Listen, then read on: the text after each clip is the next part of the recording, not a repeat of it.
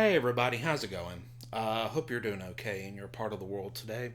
So this is going to be watchmojo's video, the top 20 best Robin Williams movies. I miss him so much. He'd have a lot to say. He would have a lot of bits to do about Donald Trump being president and all that. Or maybe even Joe Biden as president. But anyways, let's get to it, shall we? I don't think you quite realize what you've got here. So why don't you just ruminate whilst I illuminate the possibilities? Welcome to Ms. Mojo, and today we're counting down our picks for the top 20 Robin Williams movies. Hello! Ah! Oh, I'm sorry to frighten you, dear. I must look like a yeti in this getup. For this list, we're looking at the filmography of the late, great Robin Williams, and looking at the best comedies and dramas of his decades-long career. Please say hello in the comments below. Hello! Number 20, Popeye. Robin Williams transitioned from stand-up comedian to Mork and Mindy TV star in 1978. 2 years later, he made his feature film debut in Popeye. And I never hurt nobody's, and I'll never tell a lie. Top to me bottoms, from the bottoms to me top. That's the way it is till the days that I drop. What am I? I am what I am. Hollywood icon Robert Altman helmed the live-action adaptation of the famous cartoon.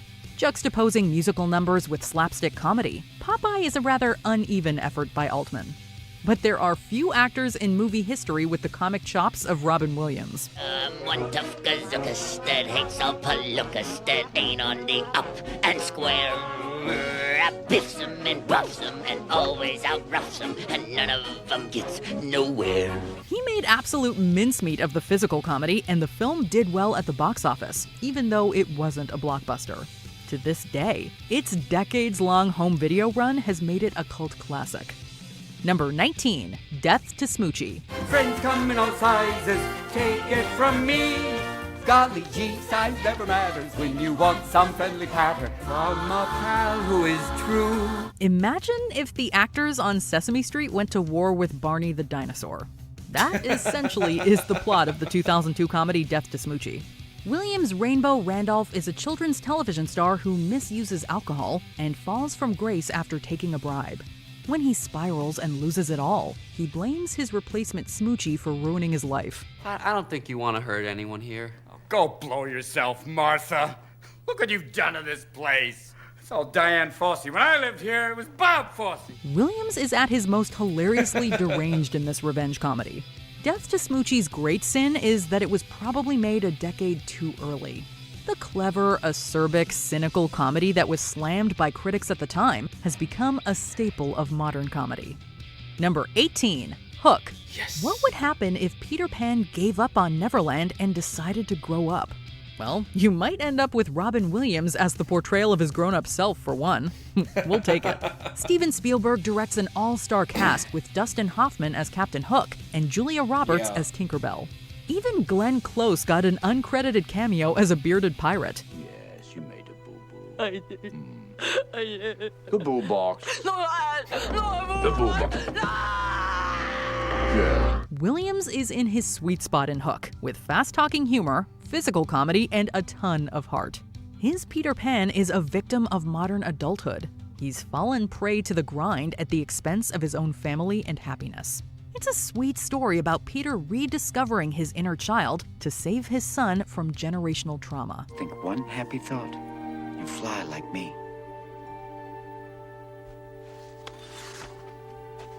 Mommy! My dad. Peter Pan. Number 17, What Dreams May Come. Being reborn. See, that's the one thing we can't have here. Finding each other. All over again. Falling in love. What Dreams May Come is an intensely emotional adaptation of the Richard Matheson novel.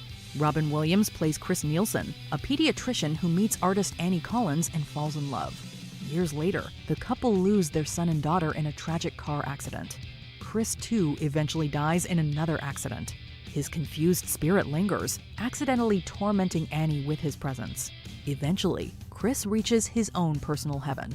But when he discovers that Annie has also died and is suffering from her guilt, he descends like Dante to save her. Together at the end, by that lake in your painting. It was our heaven, see? There's lots of things to miss. The film is a visually stunning masterpiece. Williams handles the dark subject matter with heartbreaking sincerity. If you want to catch up on what dreams may come, do not forget the tissues. Number 16, Night at the Museum. While the Night at the Museum franchise continues to grow, the original featured Ben Stiller as a late-night security guard in a history museum magically come to life. Robin Williams plays his sidekick and mentor, the statue of Teddy Roosevelt. Some of us are just ordinary. No, you're not, Lawrence. For the love of Gideon, stop wallowing in self-pity. Every great journey begins with a single footstep. If you could teach the inhabitants to get along, they wouldn't need to be locked up night after night. Night at the Museum is a solid family comedy. While it wasn't a big hit with critics, it's hard to find fault whenever Teddy appears to help. Williams tackled the role with his typical brand of straight laughs tinged with pathos, and there are real layers to a character that anyone else could have easily written off. You saved me. You're worth saving, my dear. Oh, that's problematic. Teddy! Oh, man. Larry, relax. I'm wax. Teddy centered the film, and Williams' rapport with Ben Stiller kept the franchise going for a full trilogy. Number 15, Happy Feet. Since his time as a student at Juilliard, people were blown away by Robin Williams' accents and voice work. His characters are equally ridiculous despite really feeling like different people. Yes. 20 years before The Rock tackled the dangers of Jumanji with big grins and bigger muscles, Robin Williams did it with a cape made of leaves and one heck of a beard. Jumanji was a big deal for 90s kids. I've seen things you've only seen in your nightmares. Things you can't even imagine. Things you can't even see. It was an adventure story, one that felt like it had never been done before and quickly cemented itself as a classic. With his typical blend of laughs and real emotion, Williams' genuine vibe helps audiences tap into their own fear centers. Whether running from animatronic lions or CGI monkeys, Williams' Alan Parrish acts and reacts totally genuinely in every situation. He isn't an action star, he is a relatable everyman in a crazy situation, a feat that really set this fantasy adventure apart. I'm sorry. 26 years buried in the deepest, darkest jungle, and I still became my father. It's okay, come here, I'm sorry. Hey, it's all right. Number 13, The World According to Garp. After doing Popeye, Williams decided to pivot and take on the titular role in the drama The World According to Garp. It's a satirical melodrama that covers a man's entire life, from his unusual beginnings to his bittersweet end. Remember, What, my love? Everything, Helen. Yes, my love. Garp is the son of Jenny Fields, a feminist icon played by Glenn Close in her feature debut. The film is a fascinating window into modern American history, taking on politics, gender, and gender identity. Unlike many films of the era, it actually holds up really well years later. Both Garp and his mother face violent political radicalization, a theme that resonates even more in the age of social media. I want my mother alive again. And since I can't have that, and since I miss her terribly, I want to be around as many people as possible who feel the same way as I do. Number 12, Moscow on the Hudson. In Moscow on the Hudson, Williams plays Vladimir Ivanov, a musician with the Moscow Circus who defects on a trip to New York City. You must to help me. I want political asylum. I'm a security officer, I'm not a policeman. Then they will send me to mental hospital. Who are these dudes? KGB, they will kill me. All right, hold it. The film is an earnest examination of immigration, politics, and loneliness. Vlad struggles to survive in the Soviet Union, so when his circus performs in New York, he takes the opportunity to escape. But life in New York in the 1980s wasn't so easy. Vlad grapples with the language barrier and tries to find work and love. He's even at one point violently mugged. Moscow on the Hudson is a very particular slice of life, but its story is universal. I could hold it. I could caress it. I loved my misery. Number 11, 1 Hour Photo. In 1 Hour Photo, Robin Williams cranks the creep factor up to 11. Am I talking to a brick wall? Did I tell you to touch her? No. I don't want you to touch her. If you touch her again, I stabbed you in the heart. Before the age of digital photography, almost every strip mall in America had a 1-hour photo. Williams is Cy, a photo lab technician who becomes obsessed with the lives of his customers. He lives vicariously through their photos, fantasizing that he's a part of their lives. Cy's obsession takes a dark turn as he begins to stalk the Yorkin family. The Chicago Sun-Times praised Williams' ability to portray such a, quote, open-faced, smiling madman. Things that children shouldn't do. You would never take disgusting, sick, degrading pictures of your children doing these things. Though he's played villains before and since, 1-Hour Photo is arguably Robin's darkest character. Number 10, Awakenings. Unlike many Robin Williams characters, Dr. Sayer in Awakenings isn't particularly funny. He's a shy doctor utterly dedicated to helping catatonic patients. I think these are signs of normal behavior. Because he's in that place. Oh, is that it? Yes. We wake him up and then we lock him up in a cage. That's not paranoia. That's a fact. His fellow doctors and nurses, though, treat patients as little more than furniture. Sayer tests an exciting new drug on one of his patients, Robert De Niro's Leonard.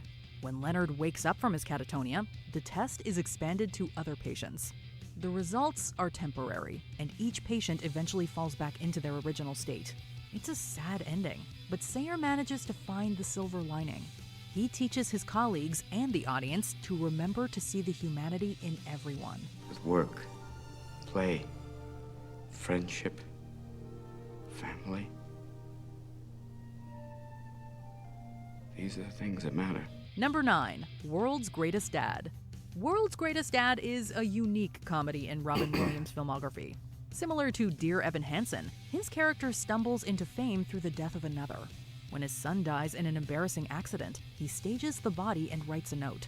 In the aftermath, he and his son receive the attention he's always desired as a struggling writer. You know, I'm not going to pretend that I know what's going on in the mind of a teenager. All I'm saying is Kyle made a mistake. If you're that depressed, reach out to someone. The film was Robin Williams' first collaboration with his longtime friend, director Bobcat Goldthwait. Goldthwait was initially worried about the awkwardness of directing one of his best friends, but as it turned out, they worked well together in a professional setting too. Though the film flopped at the box office, it was well reviewed by critics. I liked it. Really? You're a good writer. I think you should keep writing. Thanks, Andrew, I will. Number 8, The Fisher King. The Fisher King begins with a focus on Jeff Bridges' character, a radio shock jock. His careless words inspire real-life violence. One night, he faces a truly dark night of the soul walking the streets of New York City, where he's mugged and then saved by Robin Williams Perry, a person living with a mental health condition on the streets. Respect for all kinds of life, a nice bowel movement on a regular basis, and the Navy blazer. Oh, one more thing. Never take your eye off the ball. Perry believes he is a knight on a quest for the Holy Grail. The two strike up an unlikely friendship, helping each other climb out of a pit of grief and guilt. At the end, their bond allows them each to find forgiveness. While the subject matter is dark, the film is a meditation on hope and redemption. When her robe is unfurled, she will show you the world if you step up and tell her where. For a dime you can see Kankakee or Perry or Washington crossing the Delaware. Robin Williams received his 3rd Oscar nomination for Perry. Number 7, The Birdcage. It's hard to argue that any Robin Williams film had more long-term impact than The Birdcage. The movie is a remake of the French and Italian classic La Cage aux Folles. Armand is a gay drag club owner in South Beach. His son returns home to tell his dad that he's engaged. Tell me it's all right. It's all right. I always dreamed you'd do this, it's just not so soon. Unfortunately, his fiancée is the daughter of a conservative senator. Before hosting the senator, Armand must learn to pretend to be a heteronormative family. Comedy gold ensues. The Birdcage was one of the first major films to help normalize gay relationships and families in America. We lied to you. Barbara and I and everybody lied for us. These are my parents. This is my wife. It tells us that being macho is not the only way to be a good man, and that love is love. The ripples of that impact still resonate today. Number 6, Insomnia. Oh, yeah. Insomnia is another film where Williams gets to show off his bad guy bona fides. Directed by Christopher Nolan, Insomnia is a remake of a Norwegian thriller. Williams plays Finch, a murderous crime writer in a game of cat and mouse with Al Pacino, an LAPD detective. I'm not a murderer any more than you are. Well, then why don't we get together, just talk, have a few beers, whatever. Yeah, throw a little gas on the fire, huh? Yeah. The two circle and chase each other, neither entirely good or bad. The backdrop is a land of midnight sun in a remote Alaskan town. Critics were impressed by how well Williams held his own across from a heavyweight like Al Pacino. I knew they'd connect me to Kay eventually. I could handle them. They never look in the eyes of a killer. Killing changes you. You know that. It's not guilt. It's clear where Chris Nolan learned to cast actors against type. Yeah. It's a skill he would employ again 6 years later with Heath Ledger in The Dark Knight. Number 5, Good Morning Vietnam.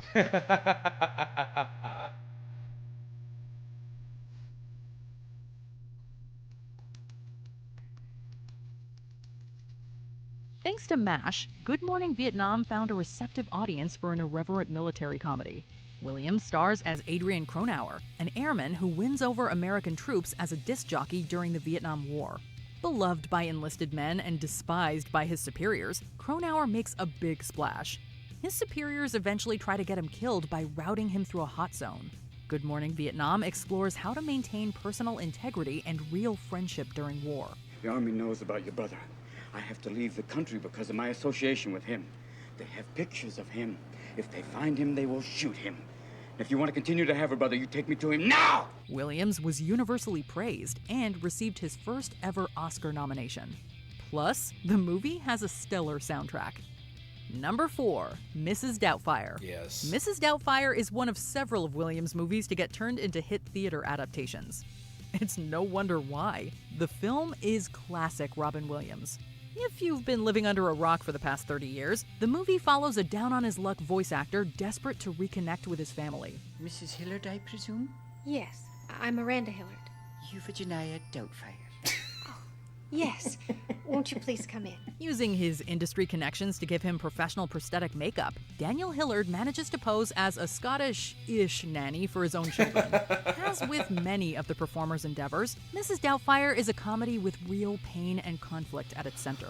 It's a story about missing what you've got once it's gone. Williams' character goes to absurd but endearing lengths to get his family back. I love them with all my heart. And the idea of someone telling me I can't be with them, I can't see them every day, it's like someone saying I can't have air. I can't live without air, and I can't live without them. Number 3, Dead Poets Society. We don't read and write poetry because it's cute. We read and write poetry because we are members of the human race, and the human race is filled with passion. In the late 1980s and early 1990s, Hollywood seemed to have a miniature obsession with movies about boys' boarding schools. Before Scent of a Woman, School Ties, and Toy Soldiers, it was 1989's Dead Poets Society that seemed to kickstart the trend of prep school backdrops. Williams stars as Mr. Keating, an English teacher who uses poetry to inspire his students. We're going to talk about Shakespeare as someone who writes something very interesting. Now, many of you have seen Shakespeare Done very much like this. O Titus, bring your friend hither. Through Mr. Keating, we see the importance of the arts and self-expression. They are tools that can help young people learn who they are meant to be in an otherwise cold, unfeeling world. Mr. Keating ultimately pays for his insight with his job, but we bet his students never forgot the lesson. Thank you, boys. Thank you. Number 2, Aladdin. 10,000 years will give you such a crick in the neck. Before Aladdin, voice acting in kids' cartoons was typically left to voice actors. Yeah. Big-name Hollywood stars stayed away. But this role changed everything. Aladdin made hundreds of millions at the box office, and Disney continued to rake in the big bucks with home video, toys, video games, and even a Tony-winning Broadway musical. I'm in the mood to help you, dude. You ain't never had a friend like me. No, my. No, no. The film itself is the pinnacle of 1990s Disney, and Williams' Genie was beloved by multiple generations. His popularity led to a real shift in the industry, finally solidified by Tim Allen and Tom Hanks in Toy Story a few years later. Yep. Big names in animated films are now the norm, though it's difficult to hold a candle to Williams' performance as Genie. Before we continue, be sure to subscribe to our channel and ring the bell to get notified about our latest videos. You have the option to be notified for occasional videos or all of them. If you're on your phone, make sure you go into your settings and switch on notifications. Number 1. Good Will Hunting. Good Will Hunting is a hard-scrabble drama about a math genius from South Boston, which catapulted writers and stars Matt Damon and Ben Affleck to superstardom. Yeah. Still, it wasn't an easy road to get there. The film went through development hell for years. You've never looked at a woman and been totally vulnerable. Known someone that could level you with her eyes. Feeling like God put an angel on earth just for you. It cycled through multiple production companies before getting made. When casting, they wanted a major talent to play Sean, the moral heart of the film, and the script eventually made its way to Williams. He loved it so much that he agreed to a massive multi-million-dollar pay cut. When asked about it, he said, quote, "I had to. They would have made this movie without me. It's too good not to be made." His instincts paid off. After 4 nominations in the span of a decade, Robin Williams finally won his Oscar. Just tell him sorry. I had to go see about a girl. Will. Son of a bitch. Stole my house. Do you agree with our picks? Check out this other recent clip from Ms. Mojo. And be sure to subscribe and ring the bell to be... I knew that had to be number 1. But man, I miss him.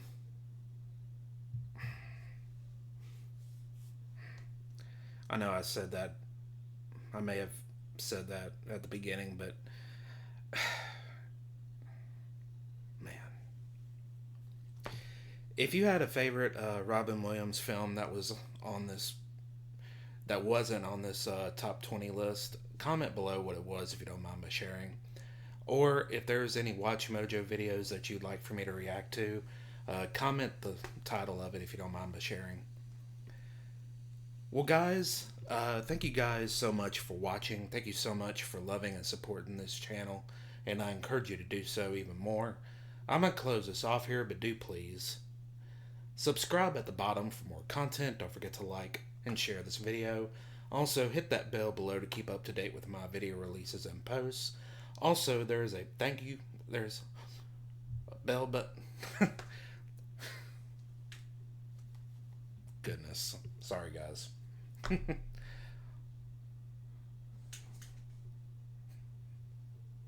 Also, there is a way that you can donate money towards this channel, and if you'd like to, I'd really appreciate it. And also, as always, if there's any video that you'd like for me to react to, just comment the title of it and who did it if you don't mind by sharing. And as always, take care and God bless everybody.